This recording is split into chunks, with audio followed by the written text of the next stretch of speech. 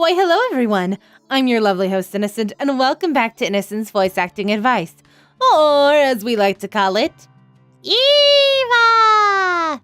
Today's topic is self-confidence. Now, I know it might not seem it, but I have very little confidence in myself. At all times. Everything I post, I triple guess, and everything I say is even worse. But thankfully, you can act like you have confidence, even if you have none. And hell, this doesn't even exclusively apply to voice acting or acting. This is a general life tip here, folks. Acting confident is something that everyone should master, no matter what or where they are in life. Showing that you're confident can land you many a job, even if you may be a bit underskilled for it, or perhaps get you in connection to people that you may normally never speak to. With confidence, the sky's the limit. But of course, we're not all fountains gushing out that stuff. We have bad days, we have good days, and just like any person, emotions play a big factor in how we present ourselves. But knowing how to act like you're a gushing fountain of confidence is going to help you a ton. First and foremost, to act like you have confidence, you need to get rid of all signs of worry and doubt. Put on a smile, straighten out your posture. In real life, look into people's eyes when speaking to them. Or, well, if you have trouble doing that, stare right between their eyes. No eye contact needed, and you seem more interested. Win-win situation to me. When speaking, don't be quiet. Don't yell, but speak up. Confidence is wanting your voice to be heard, so make sure whoever you're speaking to can hear you. If you're like me and you stumble over your words a lot, that's fine. Just apologize for it with a laugh and, well, my personal excuse for this is being tired because, well, 90% of the time I am. Just don't show that you're embarrassed or thinking about what you just did or that you messed up.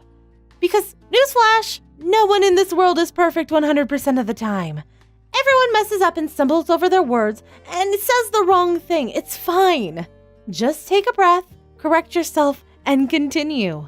Even when you're not face-to-face with someone, I would highly recommend wearing a smile. While speaking, you can tell someone's wearing a smile, since it changes how you speak just a bit. Things sound a bit more happier and brighter as a result, which in turn makes it sound more trustworthy. One thing a lot of people will tell you is to say yes to everything offered to you. No, that's a bit of an old way of thinking, I think. You have the right to say, no thank you, I don't feel comfortable doing that. Or any variation of that. And if they give a fuss about it, well then tough titty. It's not the 70s anymore, Claude. We don't need to break our backs just to get anywhere in the world. Just remember, after an interaction is over, you can go right back to being fully yourself. And of course, if you don't feel comfortable, it's your human right to be able to back out of it. Well, I think that's as much confidence as I can give in a single video right now.